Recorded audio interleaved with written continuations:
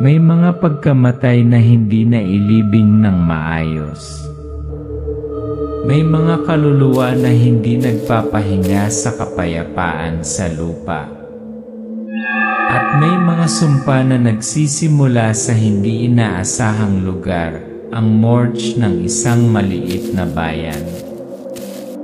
Itim at puting imahe, isang batang babae na nanginginig sa isang kahoy na bangko. Ang kanyang mga mata ay pula, ang kanyang mga kamay ay mahigpit na nakahawak sa larawan ng kanyang lola.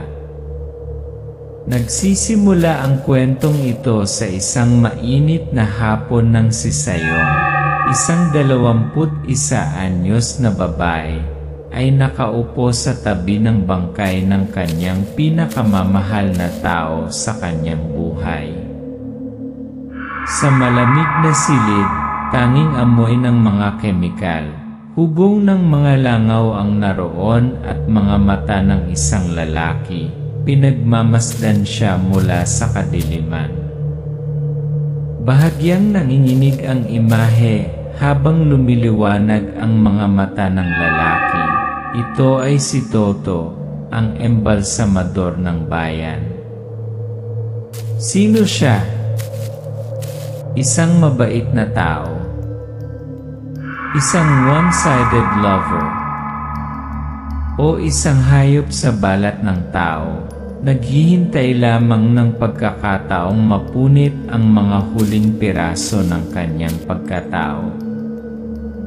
Nawalan ng malay si Sayong, dinala sa loob, nagsimulang umalingaw-ngaw ang mga bulong na parang sinaunang sumpa. At mula sa sandaling iyon nagbago ang lahat. Isang pinagsamang pagkain. Isang mapagmahal na tingin. Isang tila hindi nakakapinsalang sikamay ng tulong ni. Ngunit sa ilalim nito ay isang pagnanasang na bulok na kasama ng bangkay. Hindi alam ni Sayong hindi niya sinasadyang humakbang sa mga bisig ng isang hindi na tao. At nang mabunyag ang katotohanan, isa lang siyang malamig na bangkay sa operating table ng mismong lalaking tinawag niyang benefactor. Hindi lahat ng nagmamahal sa iyong anak karapat-dapat sa kapatawaran. Ito ay isang kwento tungkol sa presyo ng katahimikan at katarungang nakasulat sa dugo, apoy at isang sinaunang sumpa. May mga pagkamatay na hindi sapat na nagdadalamhati. May mga bangkay na hindi inililibing ng kapayapaan. At may mga tao na humipo sa mga patay ng napakatagal, hindi na sila nabubuhay ng maayos. Nakaupo sa sahig ng morgue si Sayong, isang 21 anyos na babae. Mahigpit ang pagkakahawak ng kanyang mga kamay sa takip ng kabaong. Namumula ang mata niya. Sa tabi niya, si Ginang Karing, ang matandang ina niya, ay tahimik na nagsisindi ng insenso. Walang nagsabi. Iyon ang araw na nakita ni Sayong ang kanyang lola, ang huling kamag-anak na pinaniniwalaan niyang naiintindihan siya. Ngunit sa halip na aliwin, sila ay natigil sa malamig na silid, naghihintay ng isang tao na kumpletuhin ang pangwakas ng mga seremonya. Nag-etyo ang mga yabag tuyo. Bumukas ang pinto ng morgue. Pumasok ang isang lalaking nasa 30 payat, nakasuot ng puting gown na may bahid ng kemikal, Toto. Toto. Malambot, paos na boses, paumanhin kung pinaghintay kita. Natapos na namin ang pag-embalsamo. Ang matandang babae ay inasikaso ng may pag-inat. Sumulyap si Toto kay Sayong. Ang mga mata nito ay hindi umaalis sa mukha niya sa loob ng ilang di pangkaraniwang mahabang segundo. Ang lalaking iyon ay isang embalsamador. Ang huling taong humipo sa katawan ng matandang babae. At ang unang tumitig kay Sayong na parang nakakita ng higit pa sa buhay. Nakasandal ang ulo ni Sayong sa dingding. Tumutulo ang pawis mula sa kanyang noo. Nakahawak ang mga kamay niya sa ulo niya. Malabo ang kanyang paningin. Sayong, pabulong, hindi nahihilo ako. Karing, nag-aalala, Sayong. Sayong, ano ang mali sa'yo?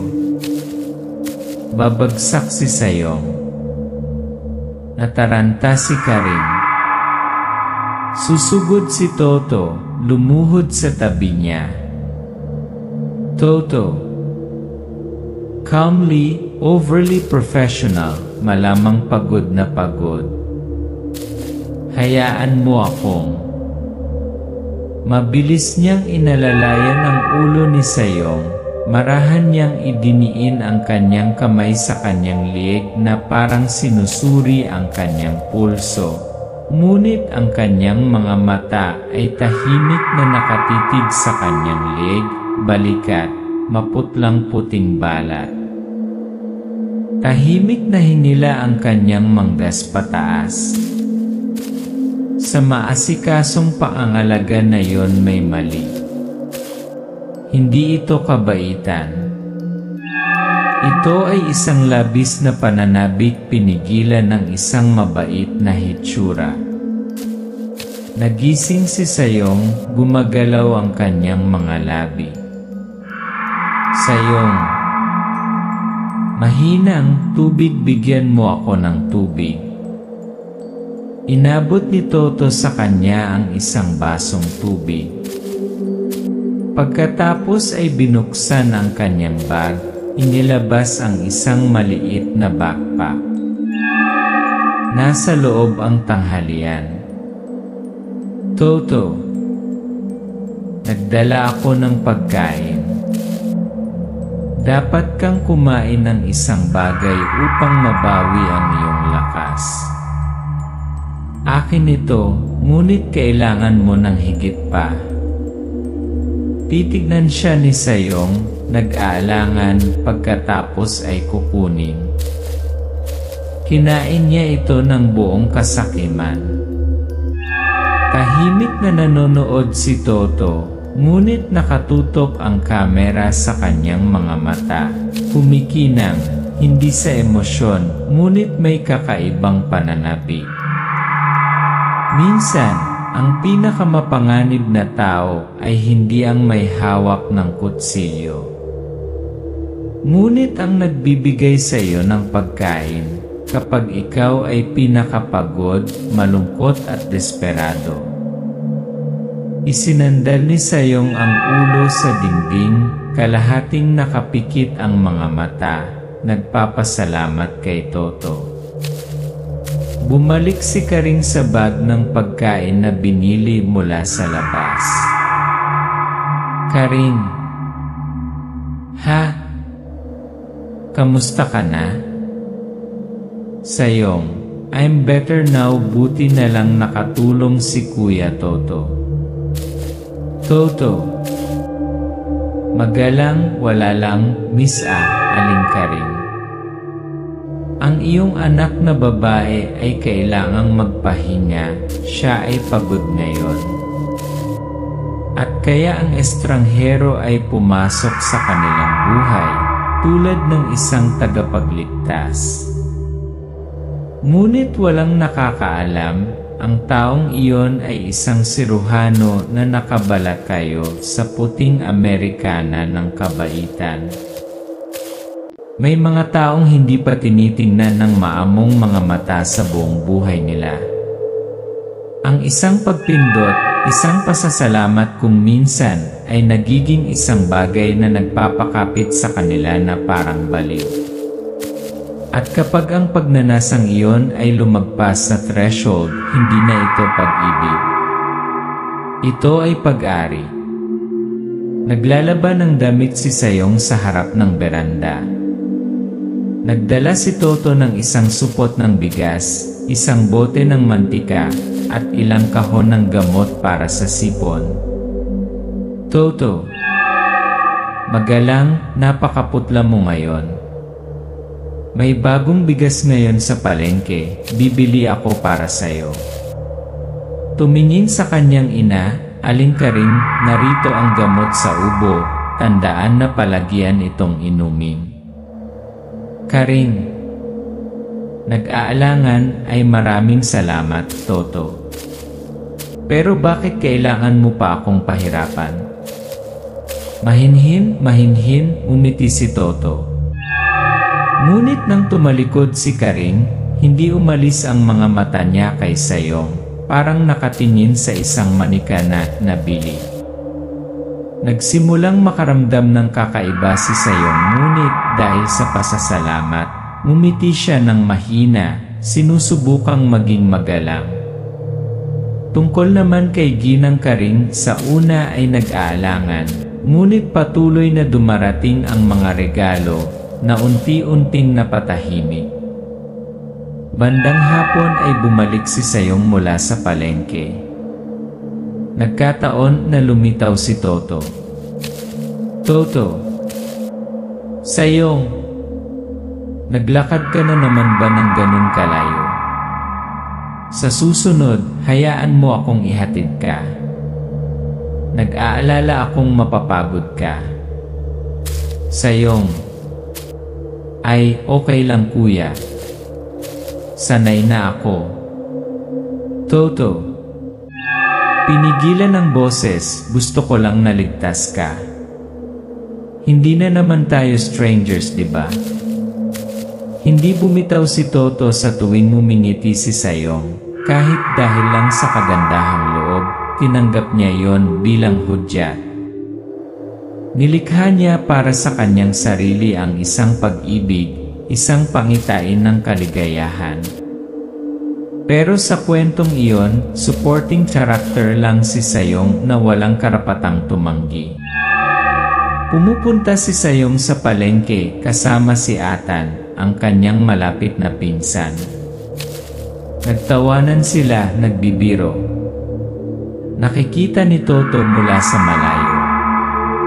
Ang kamera ay nag-zoom in sa kanyang mukha na sira, pagkatapos ay nakakuyom na parang bato. Selos hindi dahil sa pag-ibig, ngunit dahil sa isang bantang ego.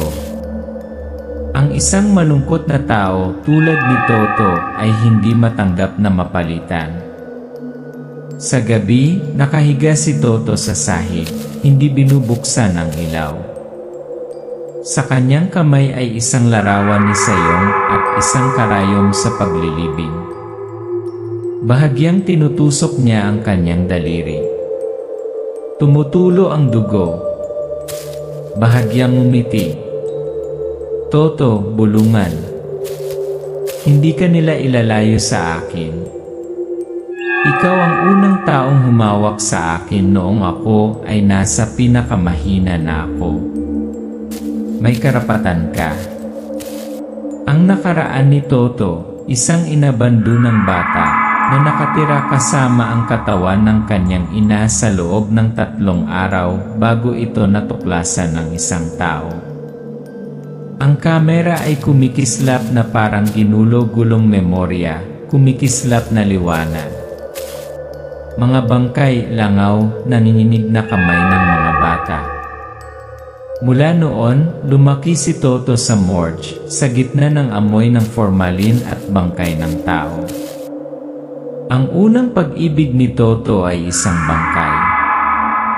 At ang una niyang naramdaman ay kasama ang bangkay ng kanyang ina. Balik sa kasalukuyan, Nakaupo si Sayong sa silid, tinitingnan ang mga bagay na ibinigay sa kanya ni Toto. Walang laman ang kanyang mga mata. Bumuntong hininga. Sayong, mabait talaga si Kuya Toto sa akin. Pero, bakit mas lalo akong nasasakal? Minsan hindi natin alam na ang mga huling hakbang ng ating buhay ay humahantong sa atin sa isang lugar na walang babalikan. Dumidilim na. Naglakad si Sayong sa isang bakanting lot, kung saan may maliit at sira-sirang kubo na gawa sa kahoy. Isang boses ng lalaki ang umalingaw-ngaw, si Toto yon. Toto. Sayong, ikaw ba yan, saan ka napunta? Bakit ngayon ka lang bumalik sa ganitong oras? At mag-isa, delikado. Sayong, nag-aalangan, kuya. Bakit ka nandito? Toto. Smiling lightly, I've been waiting for you. It's been a long time since we talked. Dinalhan kita ng malamig na tubig, pasok ka muna. 5 minuto lang. Nag-alinlangan si Sayong. Sa wakas, dahil sa pagiging magalang, pumasok siya. Madilim ang kubo, nailawan lamang ng maputlang dilaw na lampara. Sa mesa ay may 2 basong tubig. Humigop si Sayong. Sa sandaling dumampi ang mga salamin sa kanyang labi.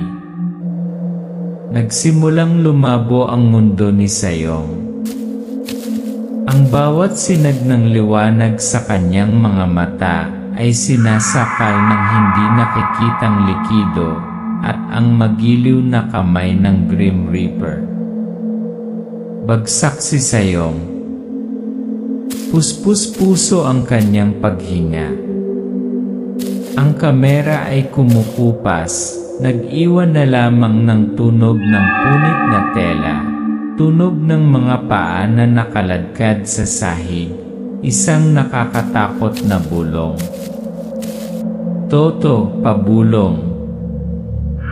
Sa wakas akin ka na. Walang mag-aalis sa'yo sa akin kahit kamatayan. Hindi gumagalaw ang katawan ni Sayong sa sahig. Sinasala ng liwanag ng buwan ang mga bitak sa dingding na gawa sa kahoy. Lumuhod si Toto sa tabi niya, nanginginig, tumatawa ng mahina. May dugo sa kanyang mga kamay. Dahan-dahan niya itong tinakpan ng tuwalya. Kapag ang puso ni Sayong ay huminto sa pagtibok, iyon ay ang kanyang madilim na pagnanasa ay nabuhay ng mas matindi kaysa dati. Para sa kanya ang bangkay ay hindi ang katapusan. Ito ang simula ng isang relasyon na hindi masisira ni numan. Ang morgue. Inilagay ni Toto ang katawan ni Sayong sa metal table. Patay lahat ng ilaw, isang kandila lang ang nakasindi. Maingat na hinubaran ni Toto si Sayong. Hinugasan siya gamit ang kanyang mga kamay. Pupunasan ang bawat mansa. Pagkatapos, sinusuklay ang kanyang buhok. Nagsuot ng bagong puting damit at naglalagay ng pulbos. Toto, bumulong, nabulunan ang boses. Napakaganda mo, Sayong. Huwag kang matakot. Pananatilihin kitang ganito magpakailanman. huwag kailanman umalis. Sabi nila ang tunay na pag-ibig ay hindi namamatay. Ngunit ang pag-ibig ng isang baliw hindi tumatanggap ng kamatayan. Kinabukasan, dumating si Karing upang kunin ang bangkay ng kanyang anak. Iniulat ni Toto na nagkasakit si Sayong, pagod at biglang namatay sa pag-uwi. Karing, humihikbi, bakit kaagad? Sayong, bakit ngayon? Nagluluksa rin ang mga taga na yon. Walang pinaghihinalaan dahil ang tikalaguyo ni Sayong ang nag-alis ng kanyang katawan. Isang saradong bilog ng krimen, walang bakas. Pagbabago ng eksena, tahimik na nakatayo si Atan sa tabi ng mesa ng punerarya. Tinitigan niya ang sobrang ayos na katawan ni Sayong. May hindi tama. Atan nag-iisip sa sarili. Ang kanyang mukha ay hindi mapayapa. Bahagyang nabugbog ang braso at bakit hindi ang damit na karaniwan niyang isinusuot. Ang hinala ay nagsisimula sa maliliit na detalye. At isang gabi, nang bumalik si Atan sa morgue, narinig niya ang isang bagay na hindi dapat marinig ng sinuman. Si Toto ay kausap ang sarili sa madilim na silid, nakatingala sa altar ng larawan ni Sayong. Toto, pabulong, nanginginig ang boses sa pananabik.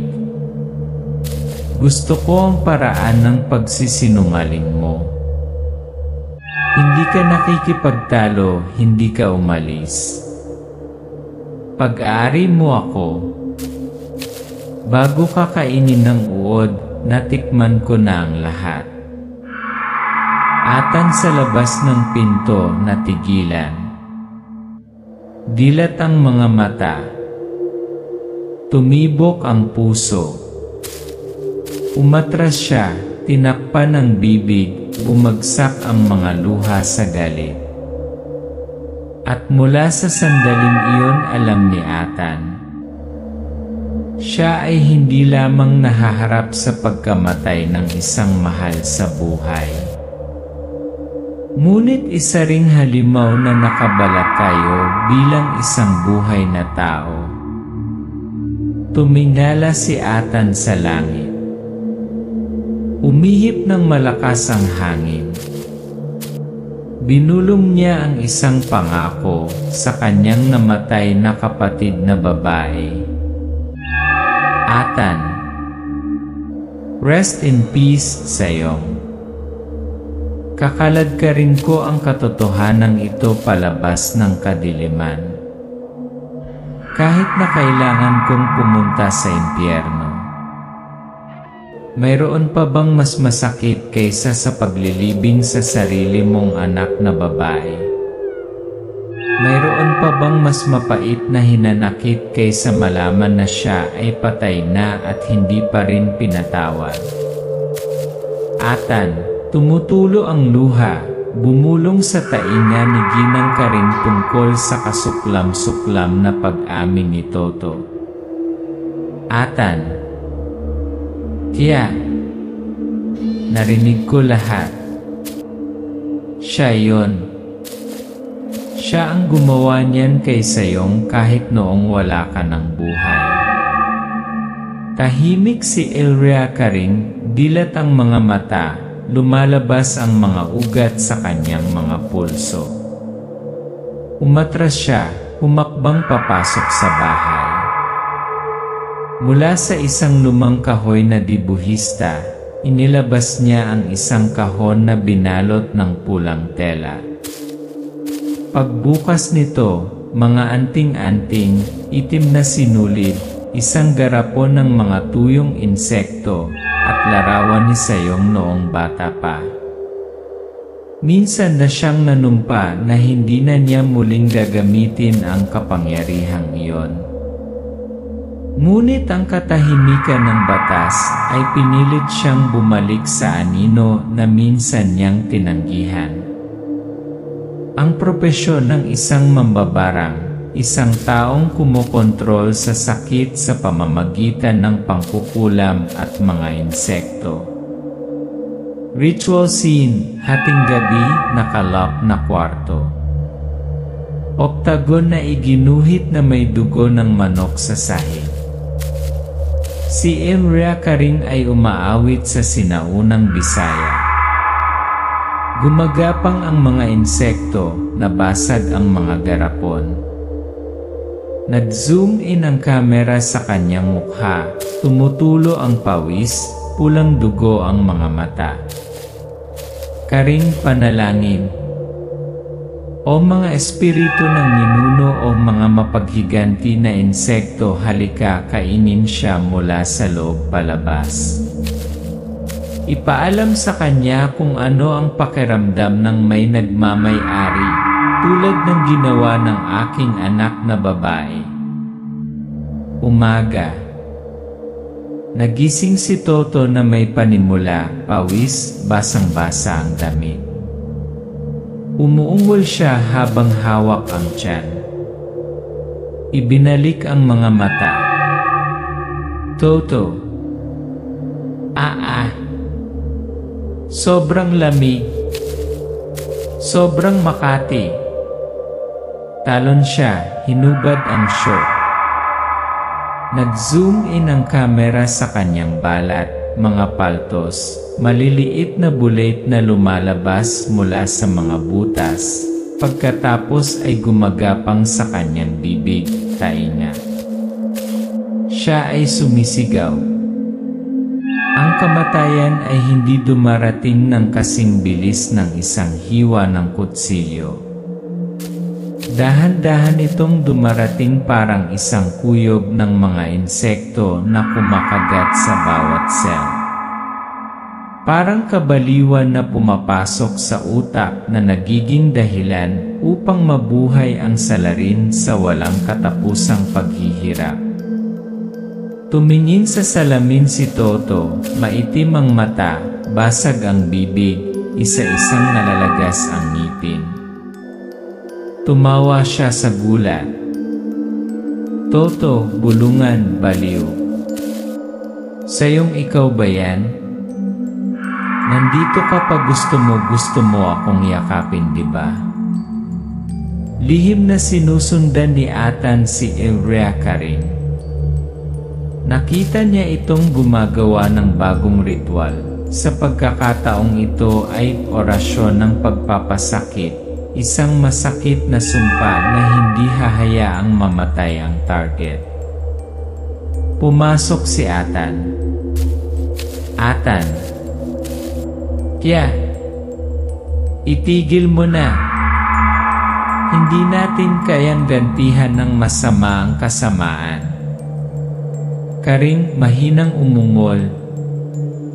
Ano ang magagawa ng batas para kay Sayong? Anong hustisya para sa isang katawan na 2 beses na ginahasa? Gusto mo bang iligtas siya? Atan.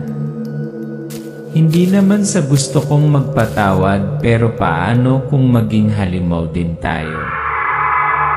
Ang hustisya ay hindi palaging black and white. Kung minsan, ito ay isang putik na pudol na kapwa ang salarin at ang tagapaghiganti ay kinakaladkad sa pagbabago ng eksena. Gumapang palabas ng bahay si Toto, deformed ang katawan. Pumupunta sa morgue, tumatawa at kinakausap ang sarili. Nakahiga siya sa stainless steel table, hawak ang lumang damit ni Sayong. Mula sa kanyang bibig, isang malaking krisalis ang gumagapang palabas. Toto, unggol. Ikaw nasa loob ko, tama. Ang tunay na sumpa ay hindi nangangailangan ng dugo. Puso lang wasak yan to the point na wala nang mawawala. Kapag ang mga kaluluwa ng mga patay ay hindi makapagpahinga sa kapayapaan, ang mga buhay ay hindi kailanman makakatakas sa kanilang inilibing. Gumapang si Toto sa harapan ng bahay ni Karing. Umiiyak at nagmamakaawa. Toto, Aling Karing, ayoko na. Sige na. Ako na ang masama. Patawad. Patawad. Lalabas si Karing, may hawak na straw doll, nakaipit ng itim na karayom. Puno ng pawis ang noo. Walang emosyon ng mga mata, puro panghuhusga. Karing malamig. Napakawalang muwang ni Sayong. Sa tingin niya ay mabuting tao ka. Samantalang ako ang kanyang ina. Ako ang maglilibing sa iyo ng maayos. Isinasagawa niya ang pangwakas ng mga seremonya. Tumutulo ang dugo mula sa kanyang kamay papunta sa panakot. Gumagapang ang isang dumbito sa kanyang kamay, pagkatapos ay gumagapang sa tiyan ng panakot. Nagpupumiglas si Toto. Naninikip ang kanyang katawan na parabang sinusunog siya ng buhay mula sa loob. Ang mga langaw ay dumampi sa kanyang mukha. Dahan-dahang nag-zoom ang kamera sa kanyang mga mata, dilat, ligaw, pagkatapos ay tahimik. Sa harap ng puntod ni Sayong, isang malamig na hangin ang umihip. Natahimik sina Karing at Atan. May mga katotohanang mailalabas lamang kapag dugo at luha ang nagbayad. Ang hangin ay lumalakas, ang boses ni Sayong ay umaalingaw-ngaw sa hangin. Tanging ang katotohanan ang makapagpapalaya sa nakagapos na kaluluwa. Nagdilim ang screen. Lumilitaw ang mga salita.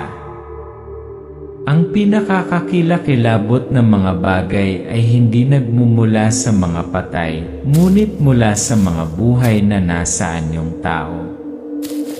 Peking kaligtasan. Gumapang si Toto sa ulan, nabubulok ang laman patungo sa abandonadong simbahan. Sa loob, naghihintay sina Karing at Atan. Toto, nasasakal. Sabi pa ni Miss Sayong, pinatawad mo ako, mahal mo ako. Pero bakit gabi-gabi kang bumubulong? Nakikita kita. Hindi ako makatulog. Hindi ako makakain. Gusto kong mapatawad. Inilalagay ni Karing ang huling pulang kandila sa mesa ng ritual. May hawak siyang surot, binuhusan ito ng dugo. Karing humihis ng mahina. Gusto mong magpatawad? Ang isang ina ay hindi makapagpatawad kapag ang kanyang anak ay tinadtad ng mga mata ng isang may sakit. Natapos na ang ritual. Bumagsak si Toto. Bumuka ang kanyang bibig, nagsusuka ng itim na dugo at mga itlog ng insekto. Kumakalat ang mga langaw sa paligid niya. Nagiging maulap ang kanyang mga mata at pagkatapos ay lalabas. Lumapit si Atan kay Karing, nanginginig ang mga kamay.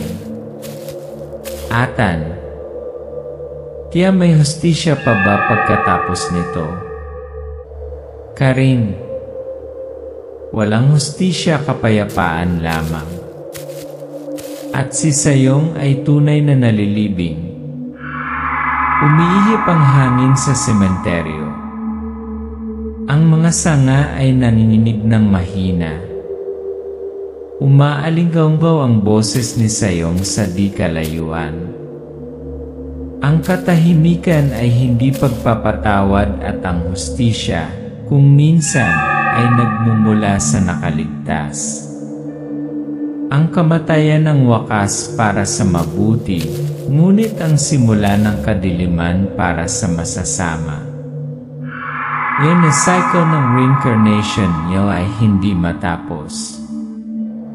Natagpuan ni Atan si Toto na naghihinalo sa kabubatan, matapos ilibing ang sarili sa ilalim ng manipis na patong ng lupa, nanginginig at bumubulong. Toto. Siya hindi niya ako iniiwan. Sa tuwing ipipikit ko ang aking mga mata, iminulat niya ang kanyang mga mata nakatingin sa akin, nagtatanong. Nakita mo ba kung gaano kasakit ang nararamdaman ko? Ibinalik siya ni Atan, parang sugatang hayop kay Karing. Minsan hindi dahil gusto niyang magpatawad, ngunit dahil gusto niyang makitang mamatay ang masasama medyo mabagal. Pangwakas na ritual, si Karing ay gumuhit ng dugo ang bagwa sa paligid ng buhay hinihingal na katawan ni Toto. Ang espesyal na nakataas na mga pupae ay gumagapang sa kanyang bibig, ang kanyang mga mata, kinakagat ang kanyang dila, ang kanyang utak. Karing, tinatapos kita hindi dahil sa galit, ngunit upang hindi ka na muling magkatawang tao. Namatay sa kumbulsyon si Toto, dilat ang mga mata, dinadagsa ng langaw. Gumapang ang isang uod mula sa kanyang puso. Karing at Atan bago ang libingan ni Sayong. Umihip ang hangin. Nagpaikot-ikot ang mga dahon. Isang malumanay ngunit nakakatakot na boses ang umalingaw-ngaw. Ang kasamaan ay hindi namamatay, nagbabago lamang ito ng anyo, nagbabago ng anyo. Natutulog lamang ang mga patay, ngunit ang dyablo laging gising.